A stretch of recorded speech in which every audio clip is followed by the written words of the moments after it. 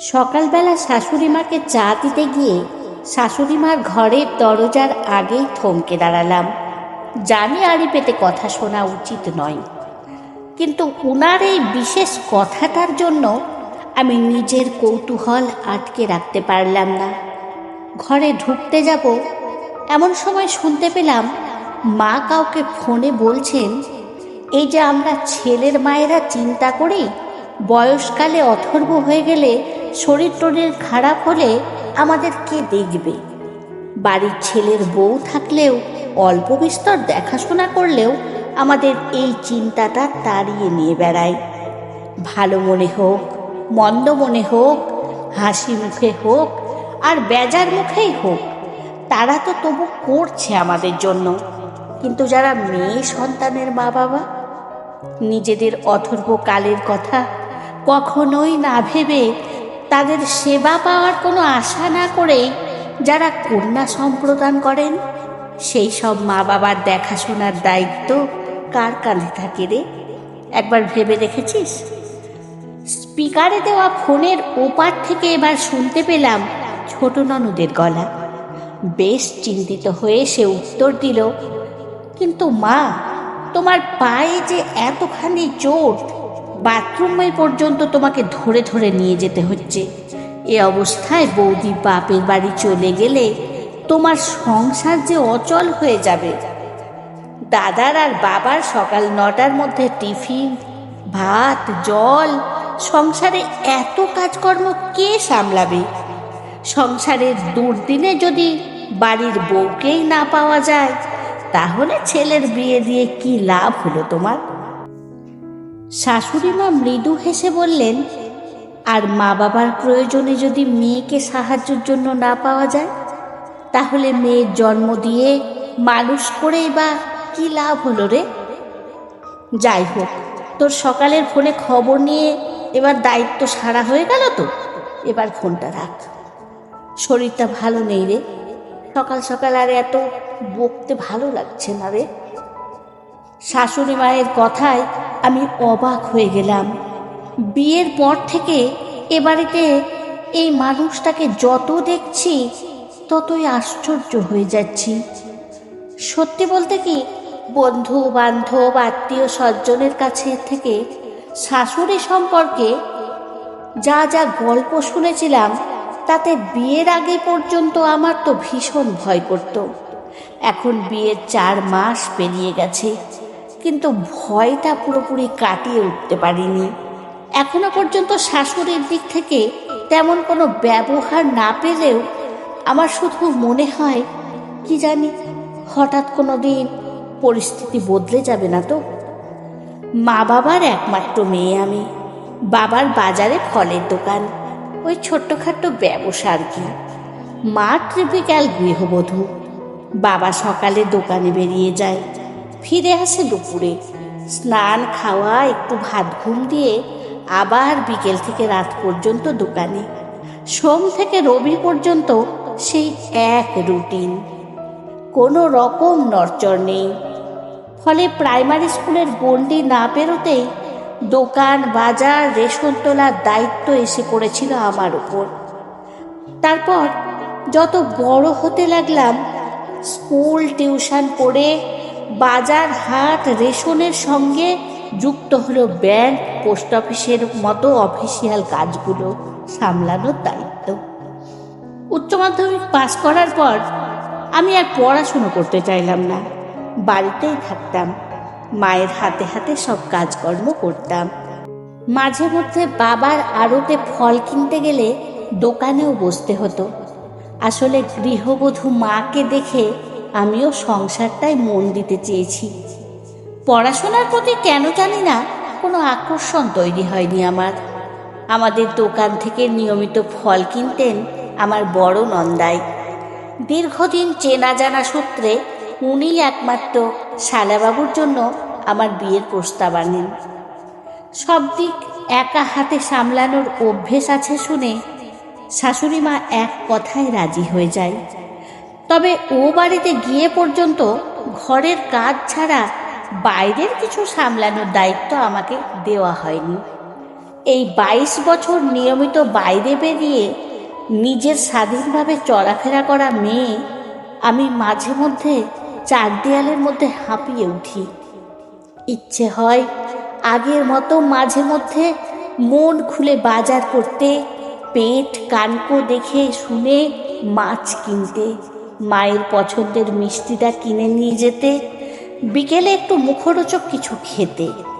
কিন্তু সদ্য বিয়ে হয়ে এসব প্রসঙ্গ তুলতে অস্বস্তি হয়।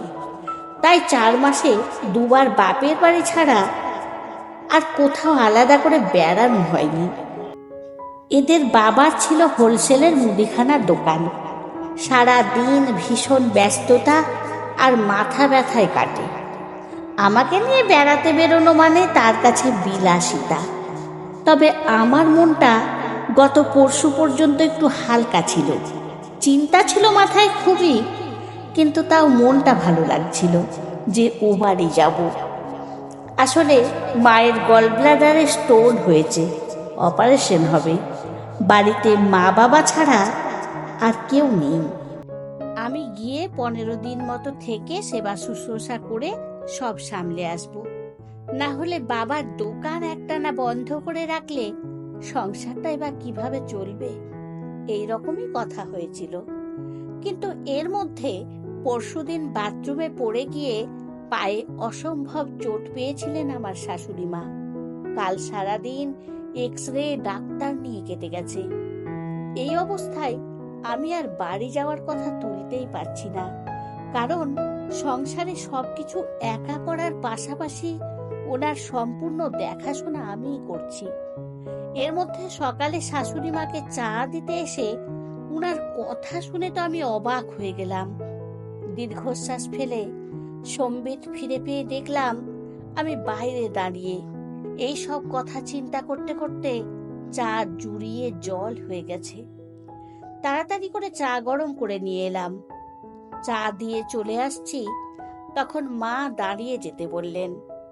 গলা চড়িয়ে বললেন, তোমার কি কোনো কাণ্ডজ্ঞান নেই বৌমা? তোমাকে যত দেখছি ততই অবাক হয়ে যাচ্ছি। কিভাবে এত শান্ত, এত সংযত আছো তুমি? আমি বললাম, কেন মা, কি হয়েছে? উনি বললেন, যতটুকু শুনেছিলাম কাল তোমার মায়ের অপারেশনের জন্য হসপিটালে ভর্তি হওয়ার কথা। পরশু আর কাল না হয় আমাকে নিয়ে সবাই ব্যস্ত ছিল, মানলাম। কিন্তু তারপর তোমাকে তোমার মায়ের বিষয় নিয়ে একবারও কথা বলতে দেখলাম না তো। তোমার তো আজ ও বাড়িতে যাওয়ার কথা ছিল, কই আমাকে একবারও তো এসব নিয়ে কিছু বললে না। তুমি কি মনে করেছো এ সংসার ছাড়া তোমার আর কারো প্রতি কোনো দায়িত্ব নেই? সংসারের দায়িত্ব, আমাদের দায়িত্ব তুমি নিজের কাঁধে তুলে নিয়েছো, খুব ভালো কথা। আমরাও নিশ্চিন্ত হয়েছি। কিন্তু আমাদের রক্তের সঙ্গে তোমার রক্তের কোনো সম্পর্ক নেই। যেটুকু আছে দায়িত্বে, কর্তব্যের। মাত্র 4 মাস হলো তুমি এ বাড়িতে এসেছো। এর মধ্যে আমাদের প্রতি যে তোমার গভীর ভালোবাসা জন্মে গেছে, এটাও কিন্তু নয়। সে মায়া, সে ভালোবাসা তৈরি হতে সময় লাগে, বিনিময় লাগে।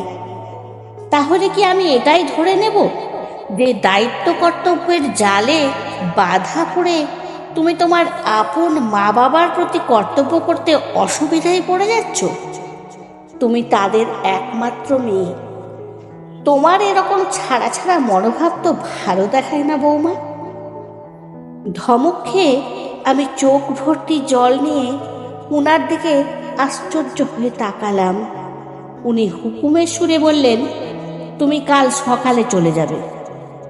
খোকা পরশু একেবারে হাসপাতালে পৌঁছে যাবে। কেননা তোমার মতোই ওরও কিছু কর্তব্য আছে শাশুড়ির প্রতি। আমি বললাম, চিন্তায় টেনশনে আমার বুকটা ফেটে যাচ্ছে, কিন্তু এ অবস্থায় কি করে যাব মা? এখানে আপনার দেখাশোনা, রান্না, সংসারের এত কাজ কি করে হবে? অসম্ভব। শাশুড়ি মা গম্ভীর হয়ে বললেন, তুমি ছাড়াও আমার একটি ছেলে, 2টি মেয়ে আছে। আমার প্রতি তাদেরও কিছু দায় আছে। তেমন তোমারও তোমার মা বাবার প্রতি দায়িত্ব আছে। মেয়ের মা বাবা বলে কি তাদের কোনো প্রয়োজন থাকতে নেই? মেয়ের যত্ন পাওয়ার আকাঙ্ক্ষা রাখতে নেই? বৌমা, সমাজ সংসারের যত ভোরঙের যত নিয়ম আমরাই নিজেদের জন্য তৈরি করেছি, কিন্তু এত দিনের চলে আসা বস্তা পচা নিয়মগুলো না বদলালে সমাজ এগোবে কিভাবে? একটু চুপ থেকে আবারও বললেন, জানো, বিধবা মায়ের এক মেয়ে ছিলাম আমি। তার আপদ বিপদ দায় ধ্যায়ে আমি কখনো যেতে পারিনি। এই নিয়ে কষ্ট পেতাম, কাঁদতাম। কিন্তু তোমার ঠাকুমা শাশুড়ি আমাকে মন থেকে কোনো দিনও ছাড়েননি। শেষ বয়সে মাকে নিজের কাছে রাখতে পর্যন্ত পারলাম না। মানুষটা একটু জল না পেয়ে চলে গেলেন। অথচ জানো, তার যাবতীয় সম্পত্তি একমাত্র মেয়ে হিসেবে আমিই পেয়েছি। এই যে বাড়ি, এটা আমার মায়ের বাড়ি। মেয়ের মায়ের সম্পত্তির অধিকার নিতে এদের বাঁধেনি, কিন্তু কর্তব্য করতে মন চায়নি। আমি চাই না যে যন্ত্রণা, যে কষ্ট, যে আফসোস আমি ভোগ করেছি, সেই দুর্ভোগ তোমারও হোক। আমাকে কোনো কথা বলার সুযোগ না দিয়ে উনি মেয়েকে ফোন করলেন। বললেন, শোন, বৌমা এখন দিন 10 ওর বাপের বাড়িতে থাকবে। ওর মায়ের অপারেশন আছে। তোরা দুই বোন কিছুদিন করে আমার কাছে এসে যদি থাকতে পারতিস খুব উপকার হতো। পাশেই বসেছিলাম, শুনতে পেলাম ননদ বলছে, বুঝতে পেরেছি, এই সময় তোমার কাছে আমাদের যাওয়া উচিত, কিন্তু তুলির সামনে পরীক্ষা। তোমার জামাইকে বলতেই তো কেমন লাগছে। যতই হোক নিজের সংসার ছেড়ে মায়ের দেখাশোনার জন্য ওখানে বসে থাকবো। বিষয়টা কি সাজে? তুমি বা তোমার বৌমাকে এত লাই দাও কেন? ওর তো বাবা আছে, দেখাশোনা করতে পারবে না? কড়া গলায় শাশুড়ি বললেন, তাহলে তুই কি বলতে চাইছিস? এখন থেকে আমার সব দায়িত্ব বৌমার উপর। তোদের আর আমার প্রতি দায়িত্ব কিছুই নেই, তাই তো? আর ওর বাবা মা তাদের প্রয়োজনে ওকে আশা করতে পারবে না? 5টা দিন বাড়িতে কাটাতে তোর যদি পারমিশন নিতে অস্বস্তি হয়, তাহলে সেই অস্বস্তির পরিবেশটা আমি আমার বাড়ির বউটাকে দেব, এই বলতে চাইছিস?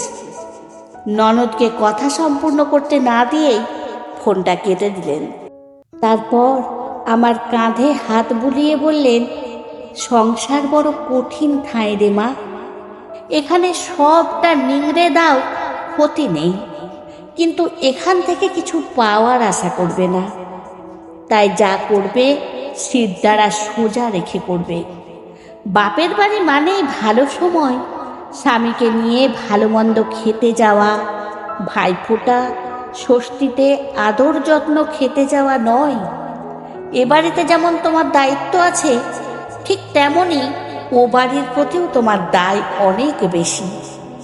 ভীষণ ভালো লাগায় মনটা ফুরফুরে হয়ে গেল। শাশুড়ি সম্পর্কে যে গল্প শুনেছিলাম, মনের মধ্যে যে ভয়টা ছিল, এক নিমেষে সেটা কর্পূরের মতো উড়ে গেল। পরদিন সকালে সেই আকাশ, সেই চেনা রাস্তা, সেই মানিকদার চায়ের দোকান, বড় বাজারের মোড়, সাইকেলের গ্যারেজ, কতদিন পর বাইরের আলো বাতাস দেখে আহা বলে উঠলাম। বাড়ির সামনে গিয়ে দেখি রান্নাঘরে বাবা চা করছে। দরজায় গিয়ে দাঁড়াতেই দুটো মানুষের মুখে ভরসার হাসি ফুটে উঠল। মাকে দেখে মনে হলো কোনো কষ্ট, কোনো যন্ত্রণা, অপারেশনের কোনো ভয় আর তাকে ছুঁতে পারছে না। তাদের বড় বল, বড় ভরসার জায়গাটা এসে গেছে যে। সত্যি, আমরা যদি একটু বুঝদার হয়ে উচিত অনুচিতগুলোকে বিচার করে দুই তরফেরই বিচার করি, উদার মনে যদি মেয়ের মা বাবাকেও গণ্য করি, তাদের প্রয়োজনে, তাদের পেছনে তাদের সন্তানটারও সাপোর্ট হয়ে দাঁড়ানো খুব প্রয়োজন বলে মন থেকে মান্যতা দিই, তাহলে কোনো মেয়ের মা বাবাকেই মেয়ের বিয়ের দিন অভিভাবক হারা হয়ে পড়লাম ভেবে অসহায় হয়ে পড়তে হবে না। কলমে পার্বতী মোদক, কণ্ঠে সোনালী।